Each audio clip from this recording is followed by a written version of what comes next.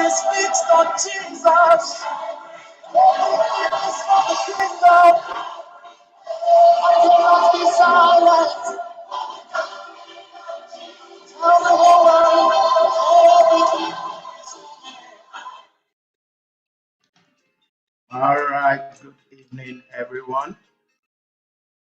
I gladly welcome you to tonight's edition of Through It All. Through It All is all about encouragement. It's all about giving people hope. It's all about letting people know that there is always light at the end of the tunnel.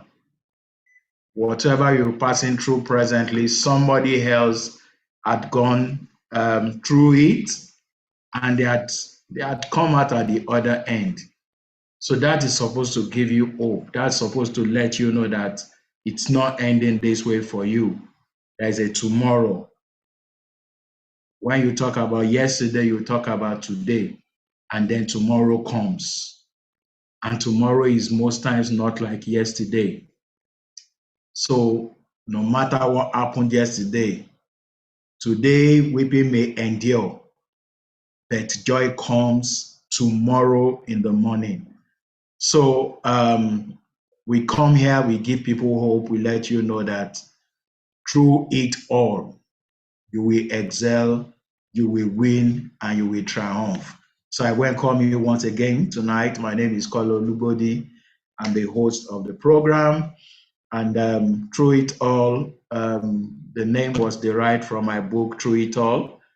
And the book, it's all about my trials and my triumphs, the challenges I've faced in life, and how God helped me. So I just believe that with the mountain of challenges I've been through in this world, if by His grace I can be talking to you tonight, you also can make it. So you can always get a copy of the book on tia.com.ng. So I welcome every one of us to Through It All again tonight. Thank you so very much for coming here. All right. So tonight my guest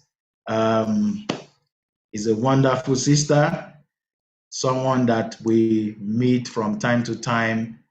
Each time I go for some programs and events that has to do with people living with disability. Of course, one interesting thing about her is that in each of those programs, I always look at and I say, this Yuri does not have disability. So what is she doing amongst we people living with disability? Then one day she had opportunity to talk in the program. And of course, my eyes just opened to the fact that she does a lot of work for women living with disability in different dimensions. All right, so Yuri is my guest tonight. I hope you're here. Yes, I can see. All right. Okay, I'm going to bring you to the screen now. All right. So Yuri, how are you tonight? Okay, you are muted. Sorry, I'll need to do something about that. All right, Fran, okay. Hello, can you hear me now? I can hear you clearly. Can you hear me? Beautiful, I can hear you loud and clear. Okay. Good evening, Yuri. Good evening. Good evening. Thank you very much for having me, sir. No, it's a pleasure. Thank you for eventually making it. I knew that was one of the additions that I said, I'm going to invite you as a guest. Yes. You were making some input, and you were already telling us your story, and I said, no, don't let it out now. Let's have a whole edition for that your story. So I'm so glad that today is the day the Lord has made for us to hear your story, Yuri. And I'm so sure people will be encouraged, people will be strengthened, and people will be blessed. So welcome to Through It All once again. Yeah, thank you. Thank you very much. Thank you. Yeah, somebody say you're welcome, our special guest. Um, Very special Yes, guest. hello, MEC. Thank you so much, MEC Peters. I saw Um, that. yes, Yes. of course, Through It All is not about just question and answers. It's all about your life, using your story to encourage others. You know, so I'm not asking you that is not you. All Okay. right. So I want you to introduce yourself to us first. Who is Yuri? And then I always mix up your surname. I wrote Ngozichukwuka somewhere, and so who is Yuri, please? Okay. Good evening, everyone. My name is Adia Uri Ngozichukwuka. I am an author. I am a media consultant. I am also an inclusion advocate, which is very key. It's very important to me that you know me as an inclusion advocate. Yeah. I run an NGO, work with women living with disabilities, but I work in that disability space. Of course, I run a media communications outfit. I'm a content entrepreneur. I create content for radio and TV. And yes, I think, yeah, let me leave it at that.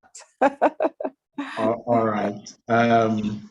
Of course, I've listened to your story here and there, but I believe I'm going to get the full gist tonight. So, so I really want you to take us through your Through It All story tonight, Yuri. Okay. Yes, my through it all story started when I finished my secondary school. I went to secondary school here in Lagos, and I went to school pretty early. I finished secondary school by 15. Mm, Then we were doing class 1 to class 5. So I didn't do the GS whatever.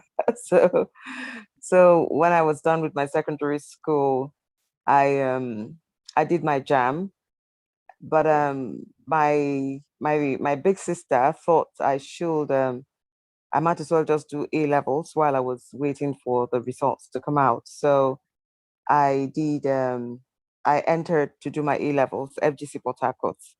okay. So I left Lagos and went to Port Harcourt. So while I was doing my A levels, I also thought I should do jam again. So by this time, I was between A levels and then doing jam, and it was like, so when the results came out, some people left and went to school, so I kept on waiting, and I passed the jam though. Please, let's not get that. Okay. So it was like, okay, so just finish your A levels, since the jam, your name didn't come out, because then, your name should be out if you've been taken, and then you have to wait for the supplementary list. And if you don't, if your name doesn't come out in the supplementary list, then you have to like wait for maybe like the second supplementary list, So I now did the A levels. So when I did my A levels, my results came out for my A levels, and so I now because when you do your A levels and you pass your A levels, I didn't of course I didn't get the high BBA or whatever. I got a D and a D and a C, and so that was supposed to take you into uni, of course. Yeah. So I failed for UI, with my results, and then we didn't have the states, all the states that we have now. There were some states that were not created then. Now this was happening in 1983, and so I was my friends got in, even with lower grades, but I was told that I was from an educationally advantaged state.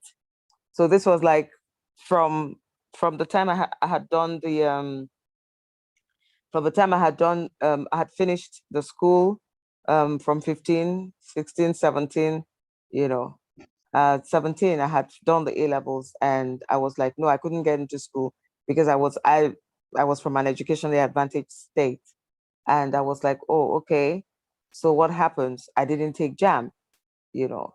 And when you're getting into your direct entry, you're supposed to have skipped 1 year, and you just start from, the third year. If it's a 4-year course, You start from the second year, So you do just 3 years, because the A levels would have taken care of the prelim, that's what they call it then. Yeah. And so I was like, okay, so of course I was disappointed, and I mean, like, this was my third try, and that was when the journey began. I call it the freak show, because like a freak show, when they say something is a freak accident, an accident you can't explain, but then it happened, and that was how I ended up. I took them the next year, and it was like, oh, your score is 265. Okay, you should wait. The other list, your name will be there. That was how my name was not just in the lists, and it like I said, it was just a freak show. And they said, okay, fine. Why don't you fill for Unijos? And I would fill in for Unijos, and then I would pass, and they would say, okay, fine. I will have to travel to Jos and wait and sort out the admission, and I will be in the school trying to sort out the admission. What happens to my own, my name will come, And I said, oh, okay, I think you should try Unical. And then I'll do Unical. I'll travel all the way to Unical. I'll be on the campus waiting. Then I'll do Unifair. Try University of Ife. Maybe put it. What course? It's English. What course is law? Okay, what course? Okay, it's education.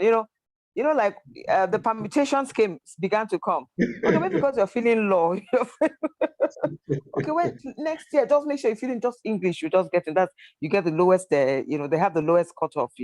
So even when you make the cutoff, it was just a friction. By the time we knew it, 10 solid years had passed. Wow.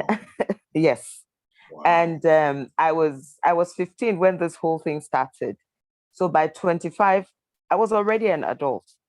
Now, by 25, my friends had gone to school, university, they had come out, they had graduated, they had all gotten jobs.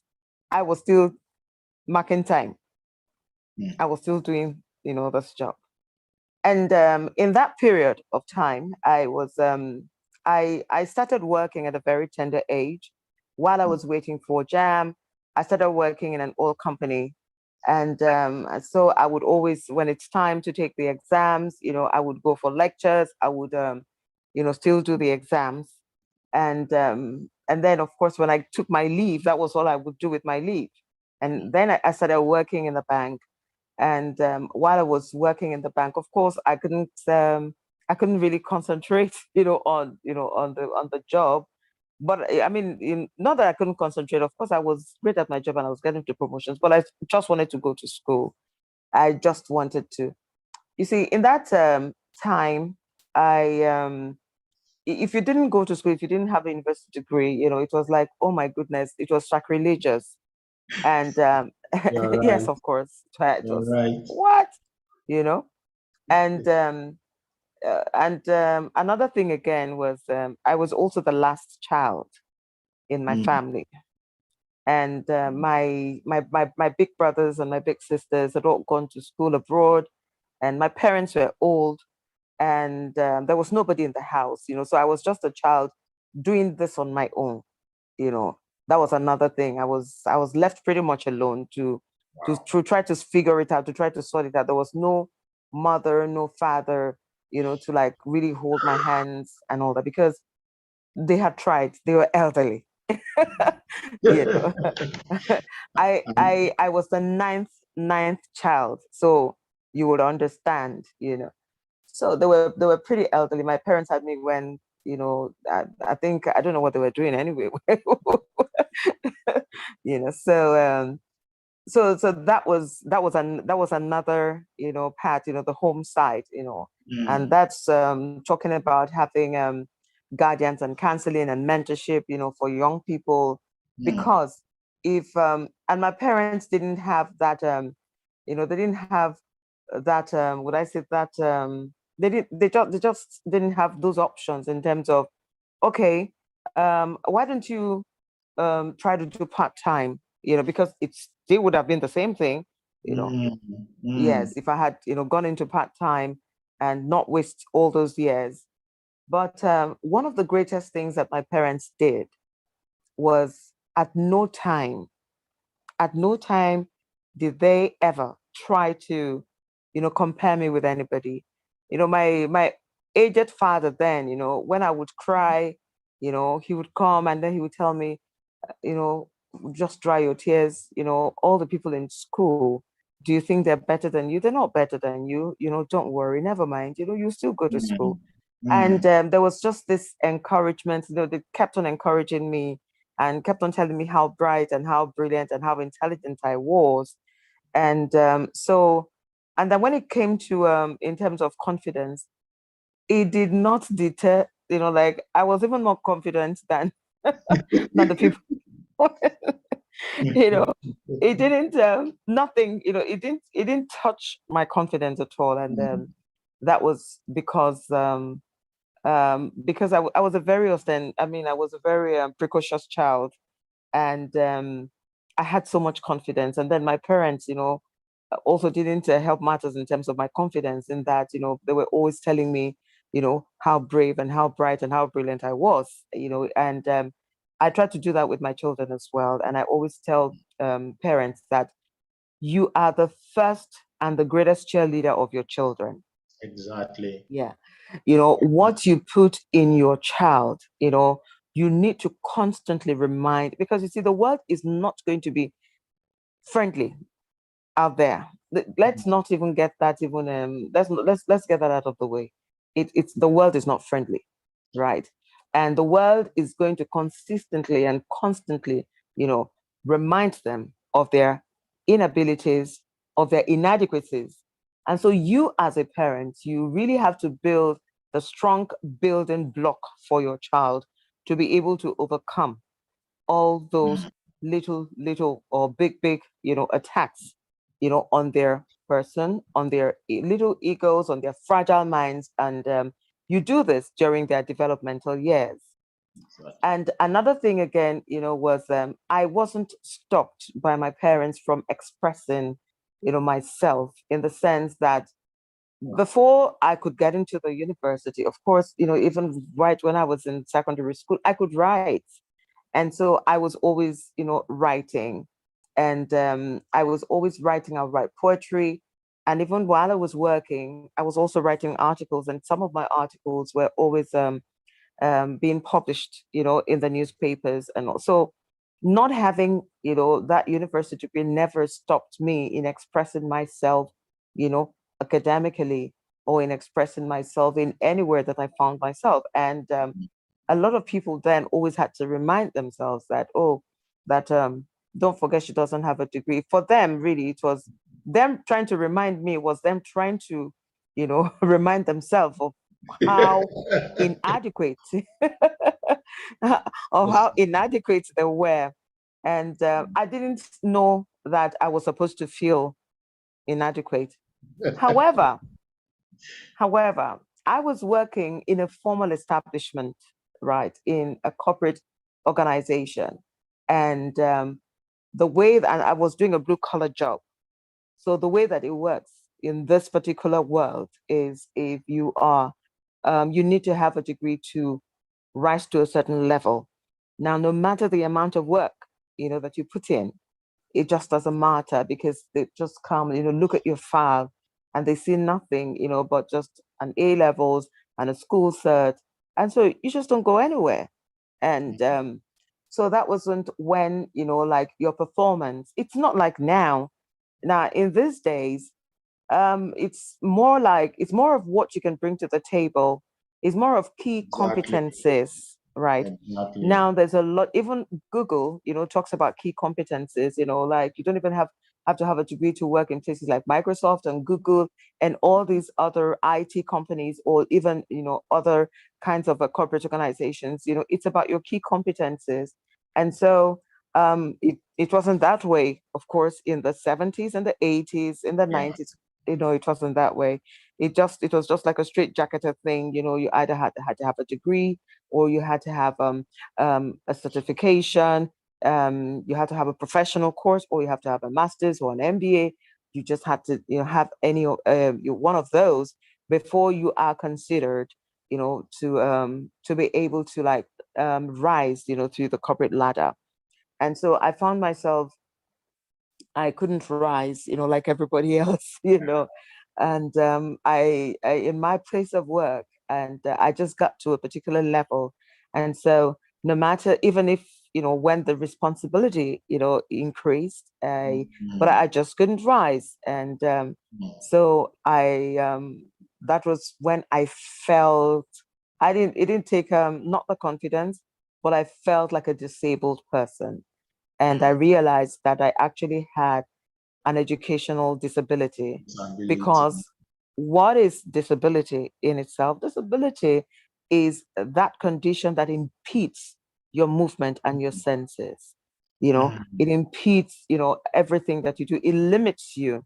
So I was limited, and not having that, impeded my movement, impeded my growth. It just impeded everything, and so that was a disability for me. And did I overcome it? I would say yes, I did. Yeah, I went. Okay. How did I overcome it? Okay, so after I, because I know people want to hear that. Okay, so by the time I got to 25, so my uncle just walked in, one of those days in the house, and was like, "So what has happened to your school?" I said, "I don't know." He said, "Quit taking job, my friend. Come and fill a part-time form." I said, "Hey, can I do that?" You can imagine. Now, Wow. this is, yes. And so that again has to do with not having information, and not having information. And like I said, not knowing your options. So we always have to know that there are other options.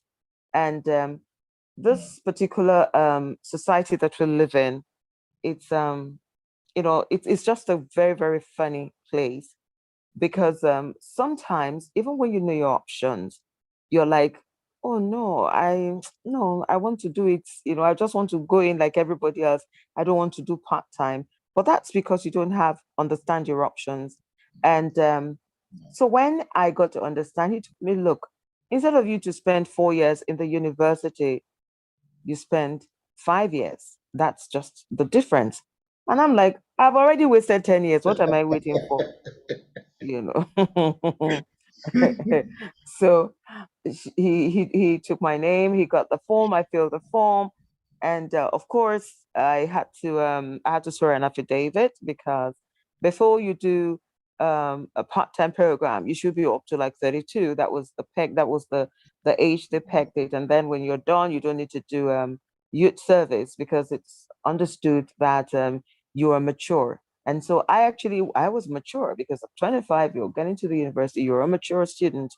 And so just like that, next week, it comes back with an admission letter. I'm like, "What?" Like, just like that. Oh my goodness. I mean, like, it's taking me everything not to curse here, but I was like, I couldn't believe it. Just like that. I could have done this thing for like Donkey years ago. So that was how I got into the University of Lagos to study business admin. And of course, I didn't end after 5 years. I think I ended it after how many years? Because there was strike, Wow. right? And there was strike. Yes, of course, there was strike. And so I think I was done like after like 7 years or something. But what was happening in that period was by 26, of course, by that 25, I got married. And so I was always like going to school with pregnancy. you know, every time we're resuming, I'm either pregnant or I'm not seeing a baby. you know, and so well, I was done, and but by the time I was done, I had now matured to this level where I asked myself, do I really need it? Number one. Number two, I also, had come into me I was married. And one of the things I worked, like for 8 years. I was working for 8 years. And one of the things that I always told myself when I saw my colleagues then in the bank when they're pregnant, and all that, just told myself, I don't think I want to do babies, pregnancies, and the corporate work. I want to do babies and take my time and take care of my kids. And so I quit my job after 8 years of banking. And I remember when I was quitting, like my colleagues were like, how can you throw away 8 years of banking just like that? And I'm like, it's actually easy for me to do that because I haven't I didn't have a degree, okay, that would have taken me up there, number one. Number two, I have other options, I don't have to really, really be a banker. And I always used to tell them again that I'm not a banker. There's a difference. I work in the bank. I'm a bank worker. Of course, I've always been that girl that always understood exactly where I stood. I knew what was right and what was wrong for me. And it was so interesting that though I was working in the bank and I was working in letters of credit operations and international banking, um, every year, when it came to our end of year party, my MD, for some whatever reason, whatever gave him that idea, my MD will always like fish me out, to be in the organizing committee for the end of year party. For the end of year party. And so we actually, and then I had so many ideas about organizing the end of year party for the bank. And but I was not in corporate communications. I was not in corporate affairs. I was not in any of this department. I was in hardcore banking. But anytime it had to do with, it is me that will come and do the, like we'll do the organizing because we always had it either at Eco Hotel or at Sheraton. And then at the end of the day, I'll also be the MC. And I'll also be the MC. And, even though I will be the MC, I'll also be like one of the performers. I would also sing. Can you imagine? I was a banker and I was singing and I was doing MC job. So I was not a banker at all. I was just working. I was just working in the bank, and I also was a girl that, like I said, I expressed myself. I could sing and I could MC, and so and one thing happened again when I left A levels. While I was waiting for my results to come out, I walked straight into the media house, and I just wanted to be a presenter, and so they, I was taken, and I had started work in a radio house. And so my brother-in-law then, this was in River State, Port Harcourt, my brother-in-law then, I think when they wanted to do the Miss Rivers, Miss FM competition, and they wanted me to be Miss FM, my brother-in-law said, okay, you know what? This job, you're going to stop it. You're not going to work again. You're supposed to stay here and go to school and not, enter into any beauty contest or anything. Why am I saying this? Now, fast forward 17 years. These years had passed, and then I had gotten into school.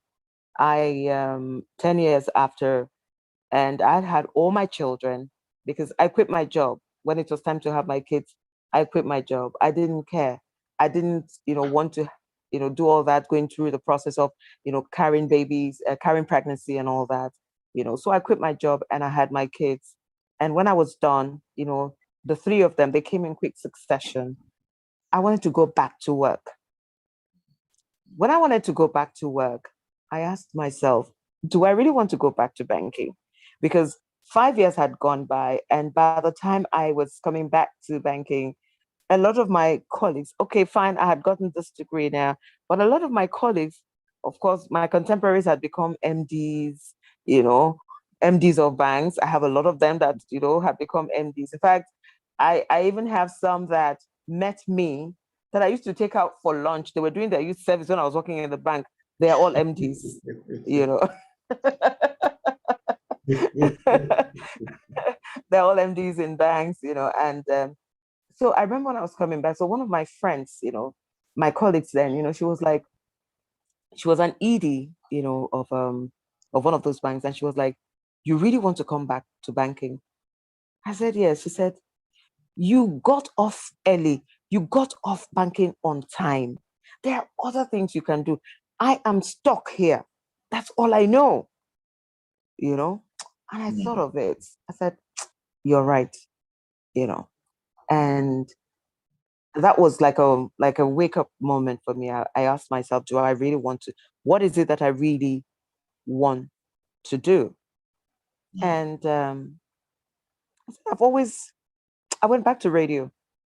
So I went to Rhythm, I went to Cool FM.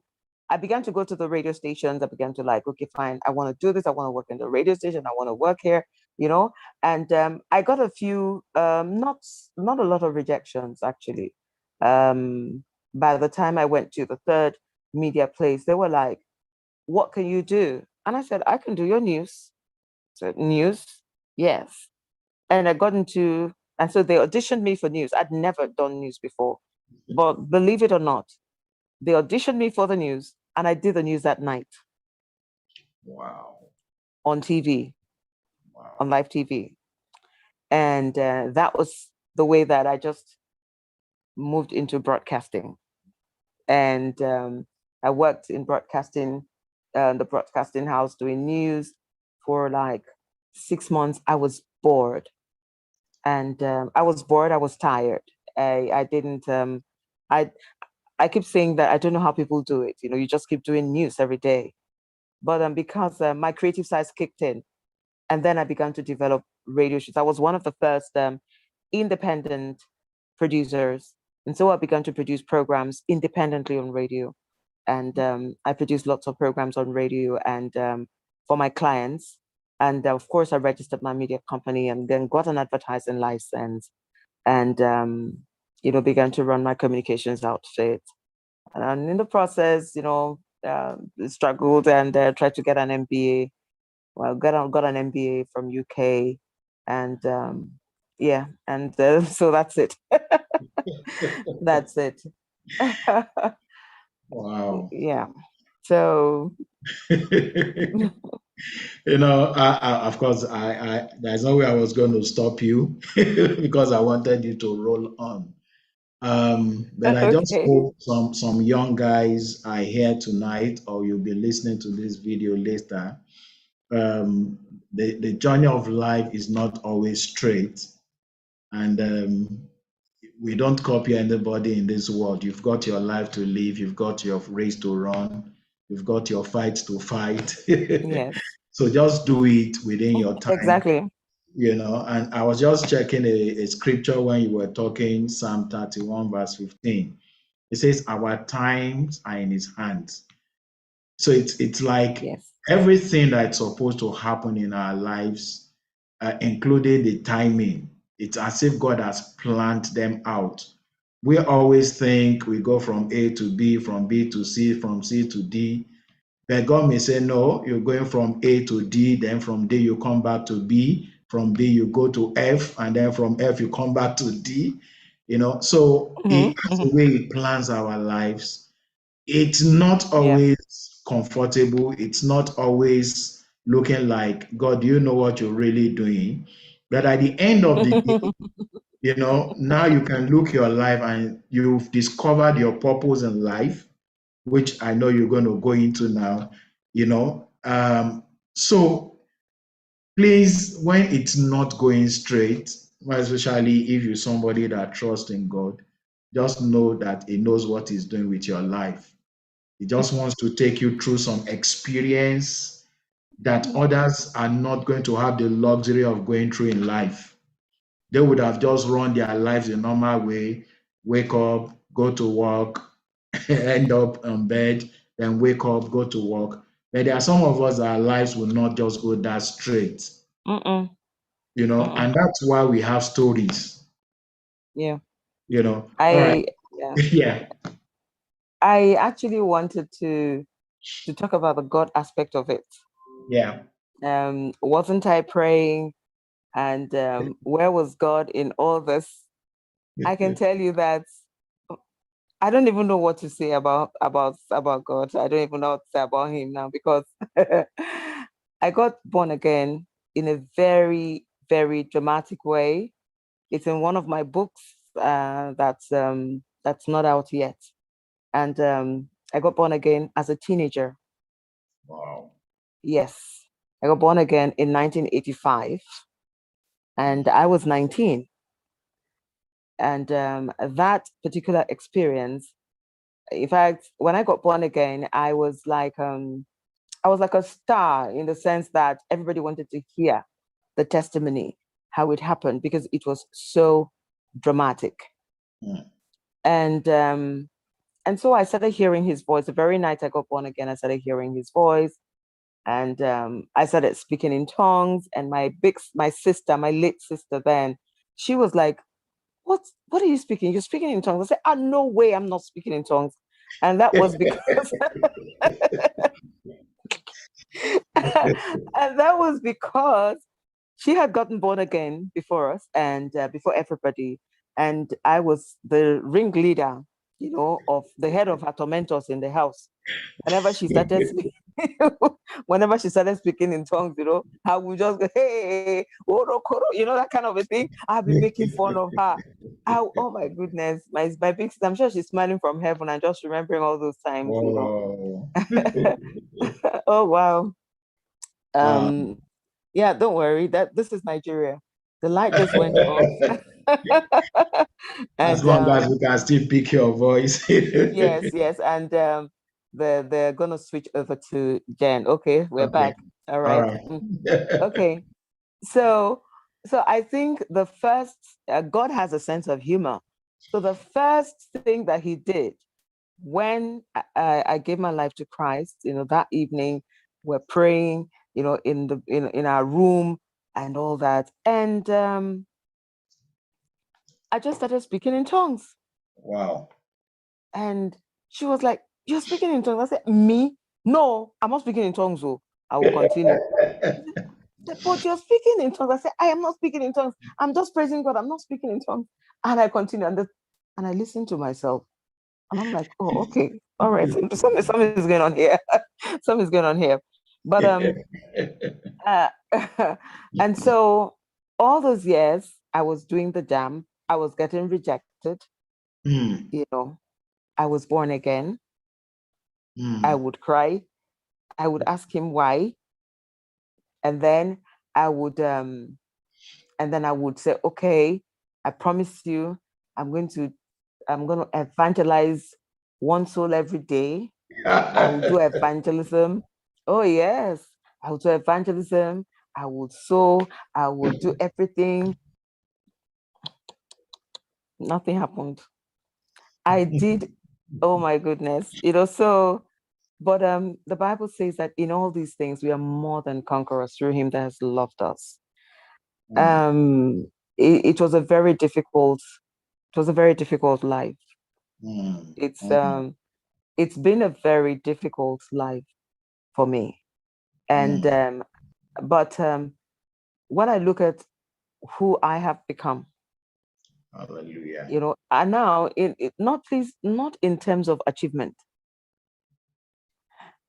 Because you see, there is no process that God takes you through that he hasn't taken you through. And there is nothing new under the sun. Exactly. When, like Joseph was in the prison, he was there, he didn't do anything wrong. No, When his brothers sold him off, he did absolutely nothing wrong. When Potiphar's wife accused him, he didn't do anything wrong. no, he He was didn't. thrown in the jail, He didn't. right? Yeah. And he was there for years. He didn't do anything wrong. He was a type of Jesus.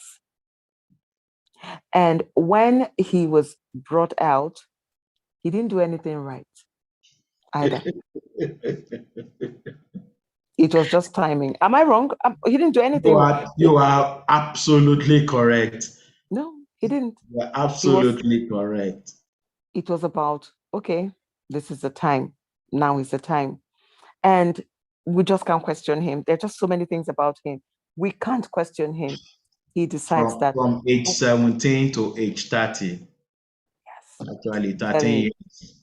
Yes. And so at the end of the day, when he came out, he was, for want of a better expression, he was a damn good prime minister. Now, which school of politics or which school of governance did he go to? Right there in the cave. Who did all that?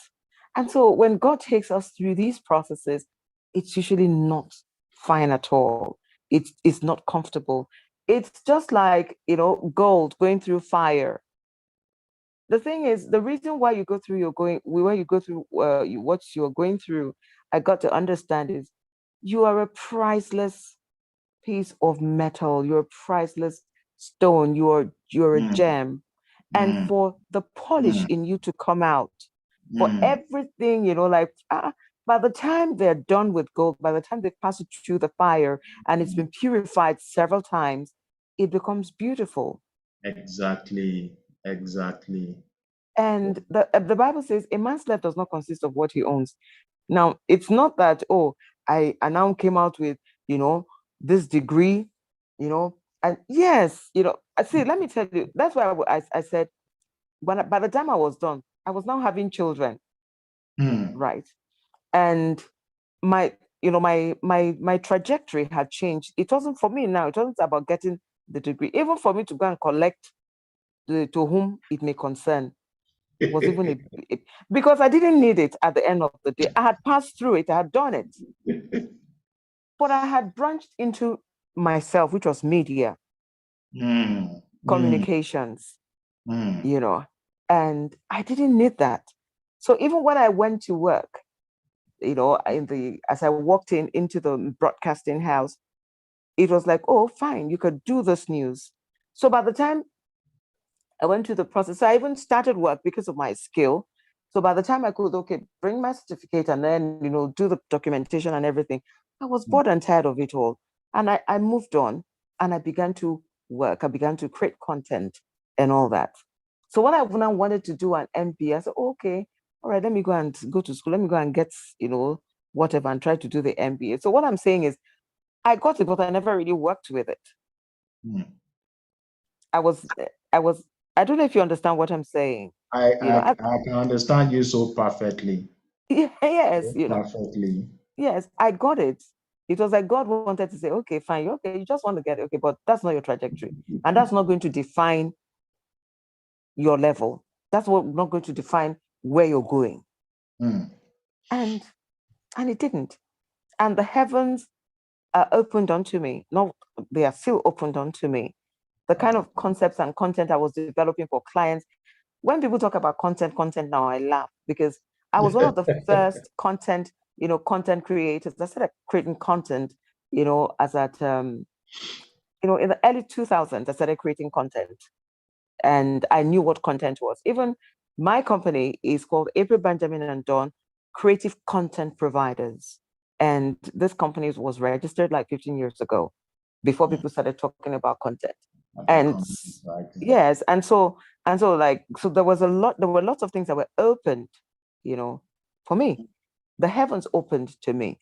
I didn't go study it anywhere, So now then coming to my purpose right now, because I know that I just wanted to talk about God and because it was I like, really I love the way you placed it, and it's very, very, very key, because what people always think is that once you're a child of God, you believe in God, that means that everything must work out just very smooth and straight for you.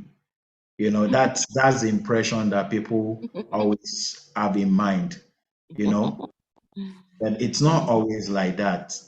God says, I will instruct you and I will teach you the way you're going to go. It's not likely to go the smooth way. You Mm-mm. understand? But at the end of the day, you're going to come out when you get to the end. you yourself will look back and say, all right, so how did I get here? Mm-hmm. Just like the story of Joseph that you mentioned, in his wildest imagination, he can't ever imagine that he's going to become a prime minister. Yes, he had a dream that he became a ruler and people were bowing down to him, but now he's in a strange land. To Mm. him, all hope is gone. If only I was back in Canaan, then maybe this dream would have come to pass. I'm in a strange land. Yet the purpose of God still came to pass in his life, even in a strange land. So, I mean, what you've said is a big lesson for somebody out there. Please stop complaining, stop doubting your salvation. Don't Mm. think that even people that are not children of God are moving ahead, see my life and everything like the Job 23:10 that I put somewhere there, it says, but he knows the way that I take. When he Mm. has tested me, I will Yes. come forth as gold. Yes. And that's what Yes. God wants to do with your life. And Yes. sorry, Yuri. It's you just got me thinking.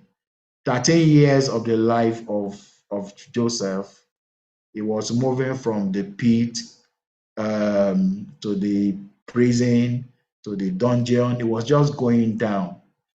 And then when he got to 30, he became a prime minister. For 13 years, his other 10 brothers that threw him inside the pit and sold him as a slave. What became of their lives in 13 years? And those are people that you would have been comparing your life with, like, oh, they are free, they're enjoying this, they're enjoying Mm. that. Face your life, run your own race, and you will always come out on the top where God had planned for you. But it may not be the way you think you will get to the top. All Mm. right. Sorry, Yuri, let's go back. Yes, how you found your purpose. I love the way Okay. you said it that you found that you too had a disability. Yes. All right, so let's go on. Yeah. So when people talk about disabilities, you know, really, I always put my hand up because I know what it is to watch every other person around you. They're moving, but you can't move. You know, I know what it is to watch everybody run. You cannot run Mm, because, like I said, being in that environment, in the world that we live in, and not having a university degree, that was sacrilegious. mm, I had all kinds, just like when you're living with a disability, oh, that blind girl.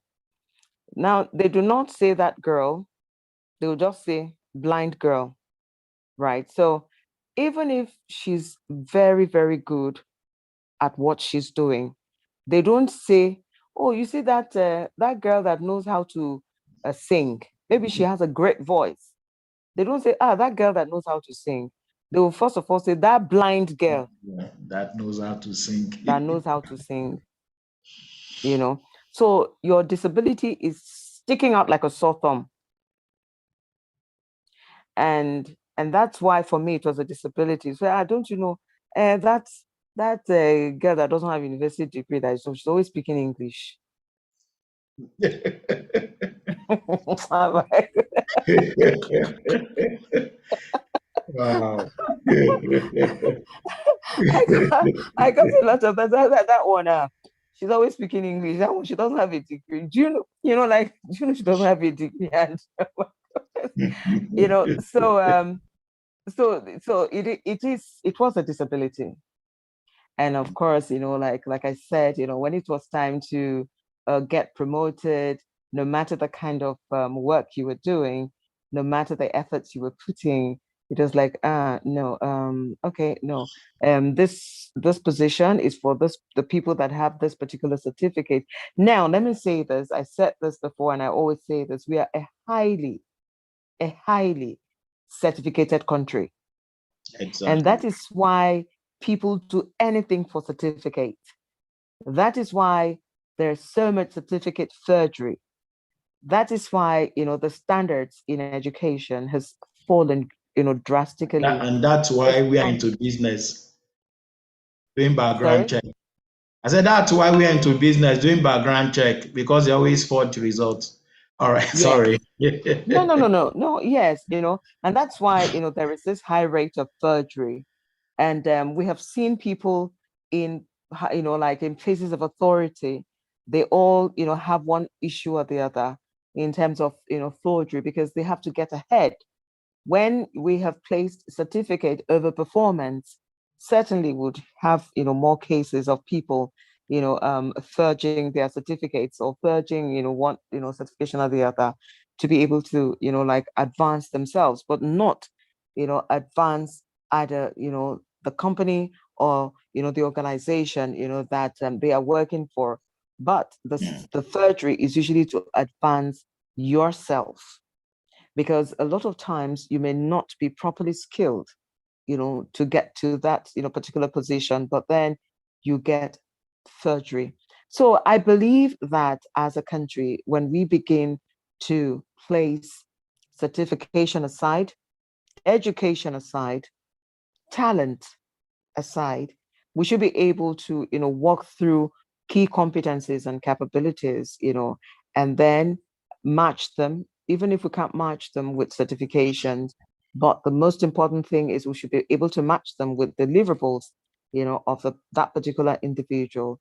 And we're able to like, okay, let's assess you based on what you can deliver, not necessarily based on, what has qualified you to deliver what you're delivering. Because if we have to assess you based on what has qualified you, and we may not be able to get the best out of it. And that's why we have a lot of university graduates these days, or people that they call university graduates, not being able to perform basic, basic, tasks, when you employ them, or when, you meet them, when during interview sessions, you'd be surprised that they have gone through school at all.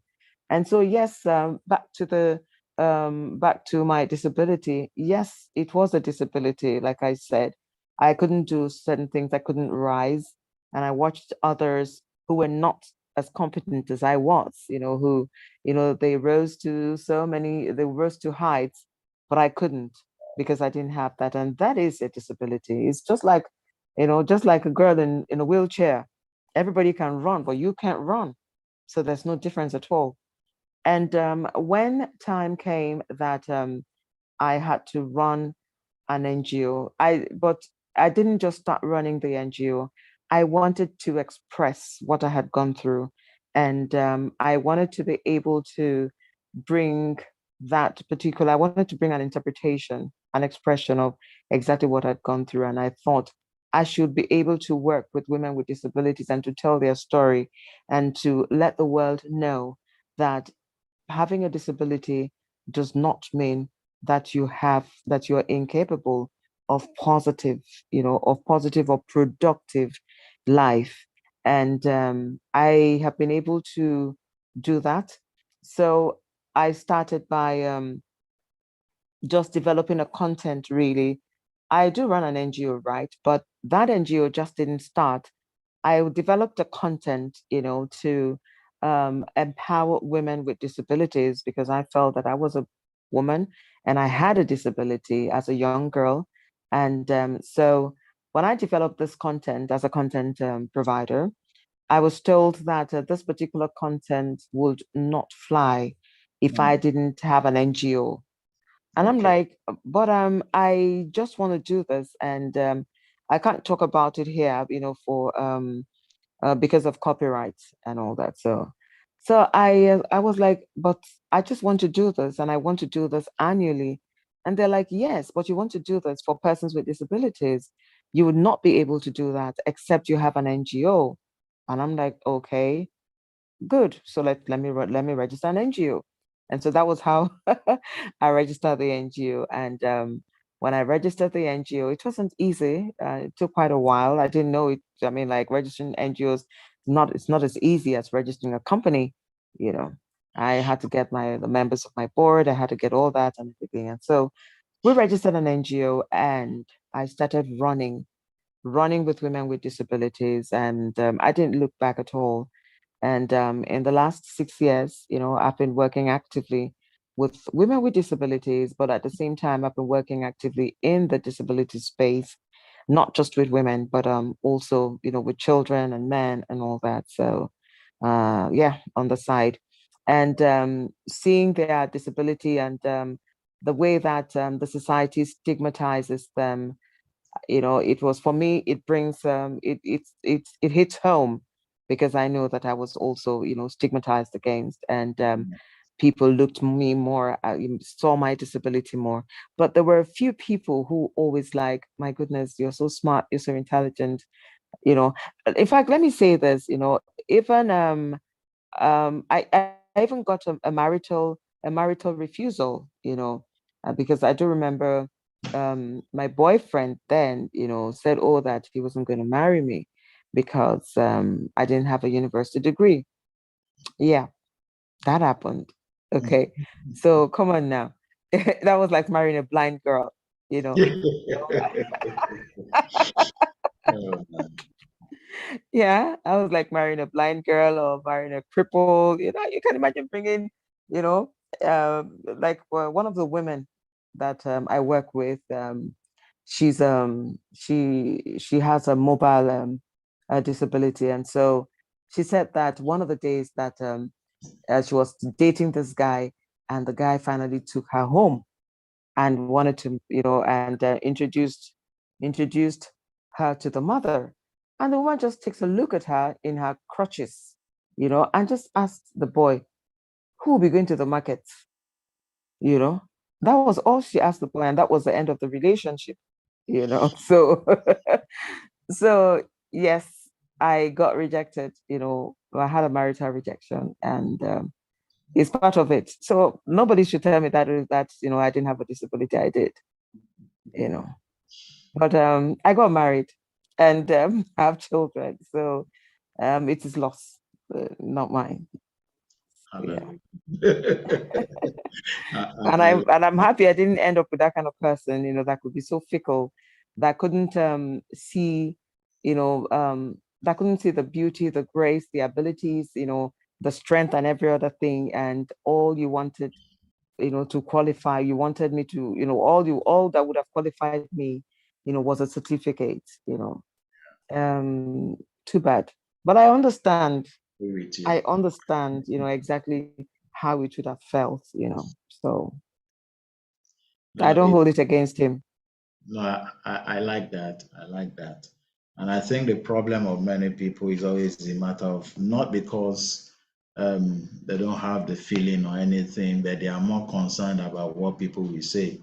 Exactly. Like the Yeah. guy that took the young lady home, and he could not stand to defend her and say it's not even about market, it's about who she is. You understand? So um, we need to know how to stand and know what you want and know why you want to what you want and be able to defend it and say this is what I want. And know that if you can't see beyond the disability, of course, all right.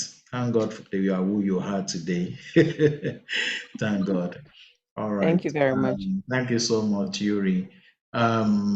So how do people get involved in your NGO?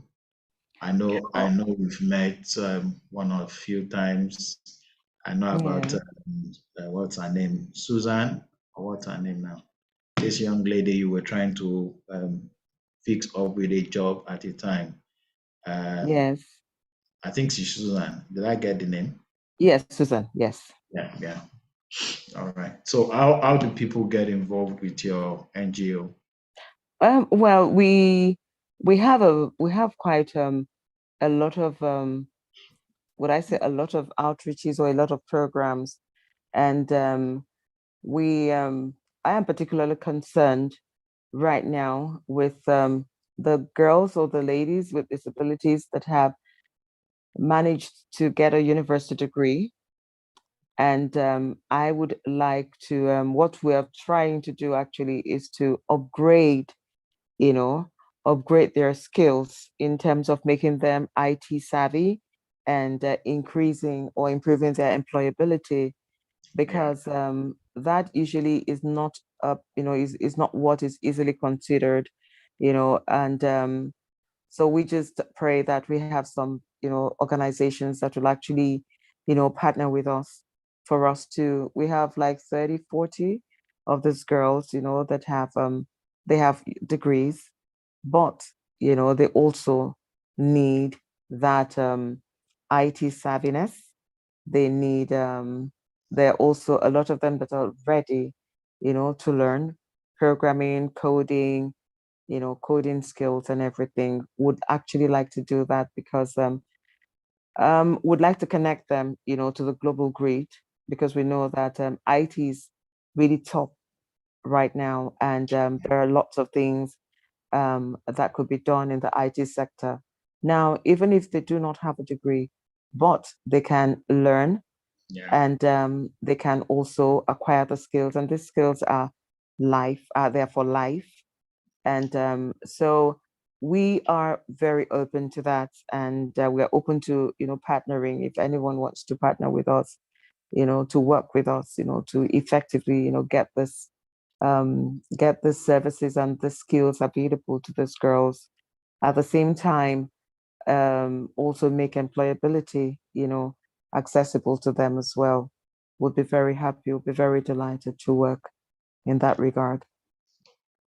All right. Thank you so much, Yuri. Thank you. I'm so sure we'll still talk after now and also say how I can come in from our Thank you. organization. All right. Thank you It's very much. so nice having you um, on the program tonight.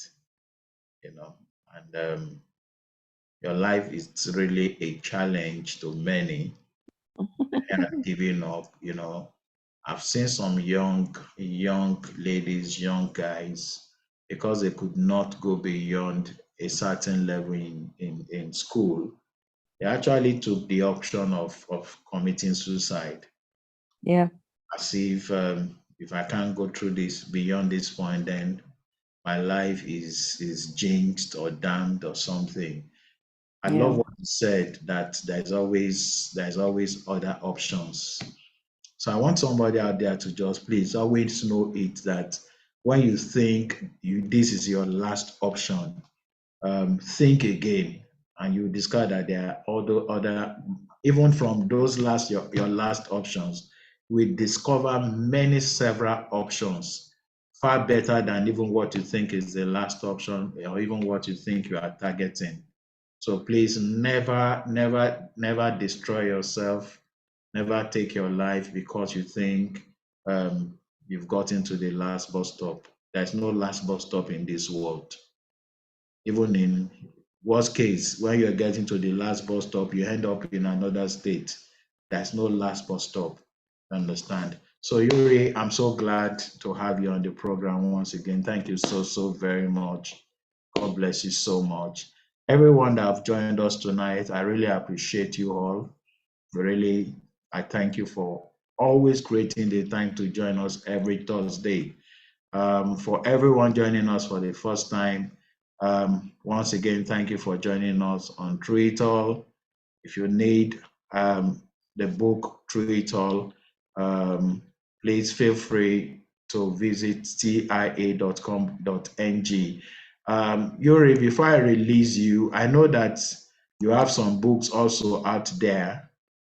Do you want to quickly talk about your books and where we can get them? Now I need to release you. Sorry. Once you mute yourself, I need to give you the permission. All right. I talk now. Okay, you can hear me now. Yes, I can. Okay. All right. My book is my books are Sakadeli. So when is it okay? And let me just get it now. And you can get this on Amazon. Your video You is can gone. also. Sorry, Yuri, your video is Hello. on. My video is off. Yes, you've stopped Okay. the video. You can please put it on again. Okay. Here we are. So what happened? All right, Is now you're that back. it? It's Yes, okay. you're Okay. back. All right. So this is my book. How is it upside down? All right. Okay, so this is one of my books, Psychedelic. So when is it okay? Now, the Okay. second book is on Amazon, but it's not here yet in Nigeria, but it's been released in Okay. the US. Can you hear Okay. me? Yes, we can. Okay. And yes, you can get this from, it's in Roven Heights, Oh, okay. yes, it's in Roven Heights. It's also in Jazz Hall in Awolowo Road. It's in Okay. Quintessence. Yes, it's in Okay. Quintessence. Yes, and yeah, it's in Roven Heights, Jazz Hall, and Quintessence. Then in Abuja also it's in Roven Heights. You can get the books there, but also you can order directly from me as well. Yes. Great. So what's Academy all about? I know. Psychedelic, Psychedelic is a collection of stories. It's a collection of stories. They are told in a novel. It's like a novel in verse, prose and poetry together. And the way they are told, the stories are different stories, but there's a central theme and a central character that is a woman, and she is telling the story of different lives and different people, and she is very authentic. The issues are real life issues, and the stories are very strong. The stories are very authentic. Her voice is very strong when she's telling the story, and it's a story about the contemporary African girl or African woman. And it also, it highlights various values, that are long forgotten. At the same time, it connects, with the contemporary, mischief of young people. But at the same time, it's told in a hilarious and funny way. And it's very deep, and she's very bold, it's very brave. And in America, Psychedelic is actually released for 18 and above because it really deals with some, would I say, with some very, very adult themes. The themes are very adult, and so it's for 18 and above for this particular edition of the book. But the other one, of course, it can be read by anybody. Okay. So yeah, so those are my books, Wow. and I That's have like three more, but they're not out yet, and we're going to be getting them out as the time goes on. all right. So anytime they are Yes. out, let me know. Then we can help advertise on Twitter. Thank you very much. Thank you. Thank you for having me. It's And really been a pleasure. yes, and I hope I've been able to inspire someone out there. Like you said, yes, there's no physical disability, but as at that time, that I was going through that, those 10 years of not having that degree, you know, and I didn't feel anything. I was very confident. And it was the people that didn't have it that had a problem. But when I felt, it was when I was not working in a corporate establishment. Perhaps if I wasn't working in a corporate establishment, I wouldn't have felt it. But when I started working and the kind of work I was doing, the input and all the things that I was doing, and I wasn't going anywhere because I had to be assessed, by, the certification. And we're a highly certificated country. And that was when I watched others, run, and I couldn't run, and I was watching others, fly, and I had And been then, doing, yes, but wow, you've yeah. you've you've really brought it out in a very, very, um, very, I mean, succinct way. I mean, it's what people go through every day, and the younger ones, most especially, some are facing it presently. The WAEC result just came out, I think, last week, and some Mm. ones are just looking like, so how did this happen to me? Um, and of maybe some parents had always lied to them that I was always passing when I was in secondary school. So some of us need to tell them that it's not always straight. My first wife, I had good credit, but Well, I must say this, like my kids, I actually, have a daughter, who is an artist, okay?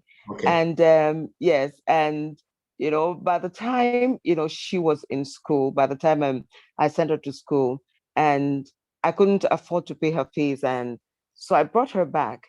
And while I was like feeling so horrible and everything, she just told me, Mama, please, because young people these days, they're a lot more, would I say, a lot more confident, and she started painting.